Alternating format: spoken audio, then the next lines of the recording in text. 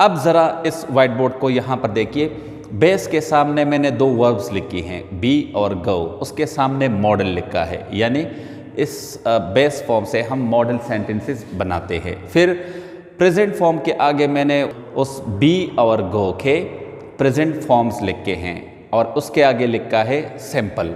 फिर उसके बाद पास्ट के दो वर्ड्स दिए गए हैं, उनके आगे भी सिंपल लिखा है। पार्टिसिपल के आगे दोनों वर्ड्स के पास्ट पार्टिसिपल फॉर्म्स लिखे गए हैं, उनके आगे परफेक्ट लिखा गया है। और इसी तरह प्रेजेंट पार्टिसिपल के आगे आईएनजी फॉर्म्स लिखी गई और उनके सामने प्रोग्रेसिव लिखा हुआ है। यानी इन फॉर्म से आपको इन टेंसेस की पहचान होगी। अब यहाँ पे जो परफेक्ट है इसके सामने हम पैसिव भी लिख सकते हैं कि अगर जुमले में वर्ब की थर्ड फॉर्म हो तो या तो वो परफेक्ट टेंस होगा या फिर पैसिव स्ट्रक्चर होगा, पैसिव वॉइस होगा। अच्छा, यहाँ पे देखिए, अगर सब्जेक्ट के बाद वर्ब की पहली फॉर्म आए तो ये टेंस, चूंकि इसमें सिर्फ एक ही वर्ब है और वो सिंपल है यानी प्रेजेंट है, तो ये टेंस सिंपल प्रेजेंट हो गया। लेकिन अगर जुमले में सिर्फ एक ही वर्ब हो, कोई हेल्पिंग वर्ब ना हो और उस वर्ब की फॉर्म सेकंड या पास्ट फॉर्म हो यानी पास्ट फॉर्म हो ये वाली, तो फिर ये सिंपल पास्ट होगी। अगर फर्स्ट फॉर्म है तो सिंपल प्रेजेंट, अगर पास्ट फॉर्म है तो सिंपल पास्ट। लेकिन अगर मैं कहूं कि आई एम हेल्पिंग हिम, अब इस जुमले का क्या मतलब हुआ? जिस वक्त मैं बात कर रहा हूं इस वक्त मैं उसकी मदद भी कर रहा हूं, तो ये प्रेजेंट हो गया यानी इस वक्त अभी। और ये हेल्पिंग जो है ये प्रोग्रेसिव हो गया। यहाँ पे लिखा है कि अगर आईएनजी फॉर्म आए तो इसका मतलब ये कि ये टेंस जो है ये प्रोग्रेसिव है। क्योंकि मैं इस वक्त उसकी मदद कर रहा हूँ तो मैंने पहले प्रेजेंट फॉर्म लगाई एम, और एम एक ऐसा हेल्पिंग वर्ब है जिसके बाद हम आईएनजी फॉर्म लगा सकते हैं, तो रूल्स भी फॉलो हो गए। I am I am helping him, तो ये जो है ये प्रेजेंट प्रोग्रेसिव सेंटेंस है। अगर मैं कहूं कि I was helping him, I was helping him, अब इस जुमले में एक हेल्पिंग वर्ब है और दूसरा मेन वर्ब है। जो हेल्पिंग वर्ब है उसकी फॉर्म पास्ट है, लेकिन हम सिंपल पास्ट नहीं कहेंगे क्योंकि सिर्फ पास्ट ही नहीं, इसमें प्रोग्रेसिव भी है यानी आईएनजी फॉर्म भी है। तो ये जो टेंस है ये पास्ट प्रोग्रेसिव हो गया। अगर मैं कहूं कि आई have helped him, तो ये जो have है ये प्रेजेंट फॉर्म है और ये जो helped है ये कौन सी फॉर्म है? जी, हमने उसमें बता दिया था कि हैज़, हैव और हैड के बाद हमेशा वर्ब की थर्ड फॉर्म आएगी, तो ये थर्ड फॉर्म यानी पास्ट पार्टिसिपल है। तो ये जो हैव है अगर ये प्रेजेंट है तो ये प्रेजेंट हो गया, चूंकि सिर्फ हैव वर्ब नहीं है इसमें हेल्पिंग वर्ब, बल्कि इसके साथ एक और वर्ब भी है, तो उसके फॉर्म को देखकर उसका नाम भी जोड़ लेते हैं। थर्ड फॉर्म के आगे हमने क्या लिखा है? परफेक्ट। तो ये जो है ये प्रेजेंट परफेक्ट हो गया। अगर मैं आई हैड हेल्प्ड हिम, अगर मैं ये लिखूं तो अब ये कौन सा टेंस है? अच्छा, आई के बाद हैड आया है, तो हैड हैव का सेकंड यानी पास्ट टेंस है। और फिर उसके बाद चूंकि हैड के बाद हैज़, हैव, हैड के बाद हमेशा थर्ड फॉर्म आती है, तो ये थर्ड फॉर्म है। इस तरह अगर ये पास्ट है और ये परफेक्ट है तो ये टेंस पास्ट परफेक्ट है। अच्छा, अब किसी जुमले का स्ट्रक्चर अगर वेल या शल आए और उसके बाद हमें पता है कि ये मॉडल ऑक्सिलरीज है, तो इनके बाद वर्ब की बेस फॉर्म आएगी। अगर इनके बाद वर्ब की बेस फॉर्म आए तो इसका मतलब है कि ये टेंस फ्यूचर का है। सही है। अगर जुमला यहीं पर ख़त्म हो गया यानी वेल या शल आ गया और उसके बाद जो मेन वर्ब है वो आ गई, तो ये सिंपल फ्यूचर होगा। लेकिन अगर इस वेल और शल के बाद अगर इस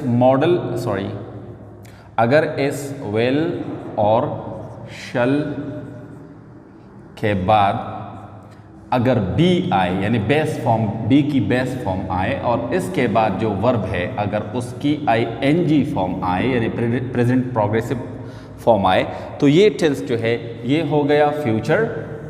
अगर इस तरह से ख़त्म हो गया तो ये सिंपल फ्यूचर है, लेकिन यहाँ पे ये फ्यूचर हो गया और ये प्रोग्रेसिव, जो कि हमने यहाँ लिखा है कि आईएनजी फॉर्म्स हमेशा प्रोग्रेसिव फॉर्म्स में आती है, तो ये फ्यूचर प्रोग्रेसिव हो गया। अगर इस विल और शल के बाद,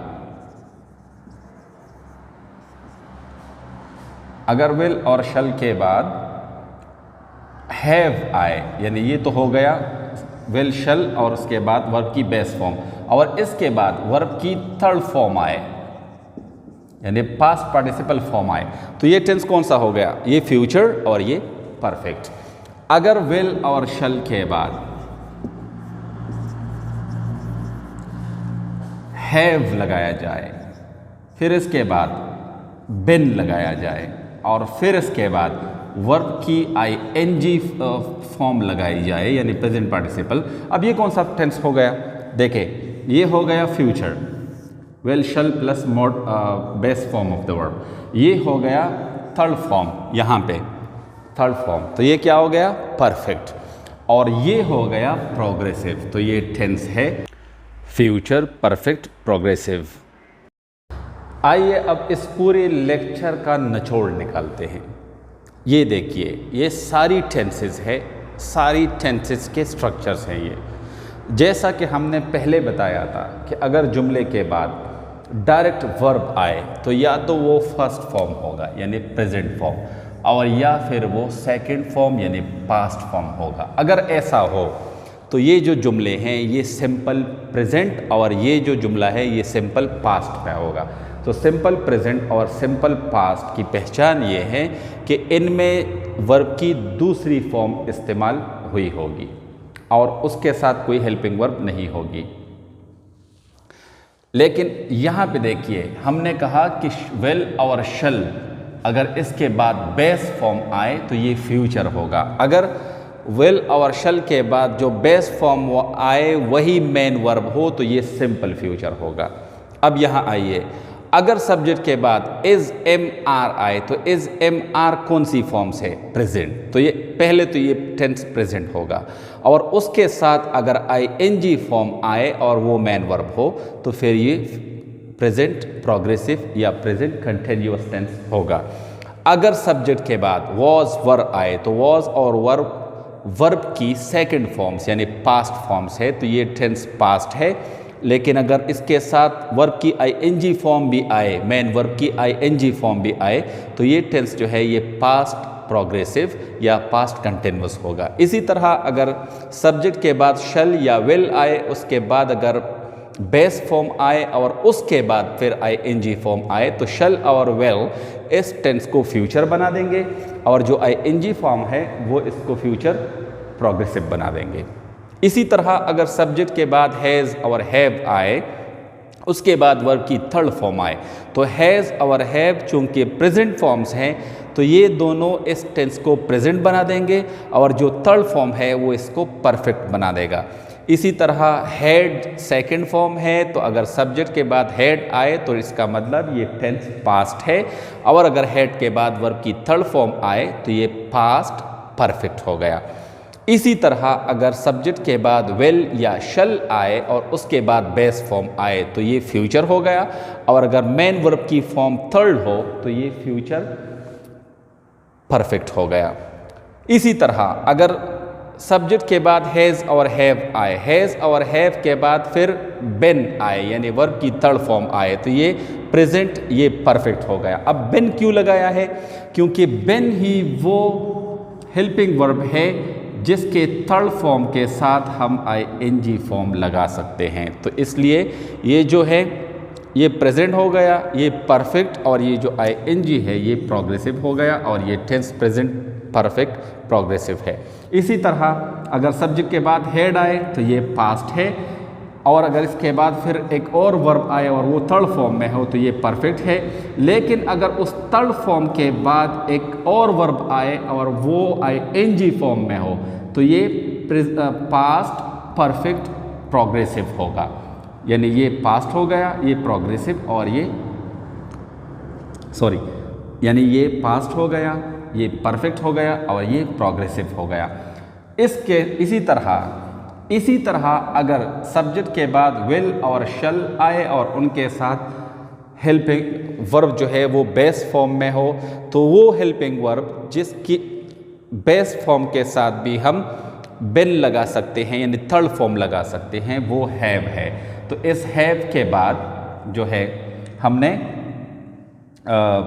बिन लगा दिया तो ये परफेक्ट हो गया, थर्ड फॉर्म से परफेक्ट बन गया और फिर आईएनजी फॉर्म से ये प्रोग्रेसिव बन गया, तो ये टेंस प्रेजेंट प्रोग्रेसिव हो गया।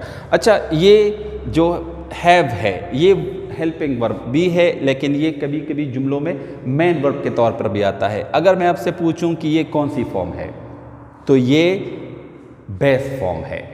क्यों? इसकी तो प्रेजेंट फॉर्म भी हैव है, क्योंकि इससे पहले मॉडल ऑक्सिलरी लगा है और मॉडल ऑक्सिलरी के बाद चाहे वर्ब हो या हेल्पिंग वर्ब हो उसकी बेस फॉर्म लगती है। फिर उसके बाद हैव के बाद हम बिन लगा सकते हैं, इसलिए हमने हैव का इस्तेमाल किया है। अगर आगे चलकर मैं एक्टिव, पैसिव, डायरेक्ट, इनडायरेक्ट या टेंसेस पर वीडियो बनाऊं तो कम से कम स्ट्रक्चर बनाने में हमें कोई मुश्किल ना होगी, बल्कि अब तो सिर्फ एक ही काम बाकी है और वो ये है कि इन टेंसेस का इस्तेमाल कहाँ पर किया जाता है। तब तक के लिए गुड बाय।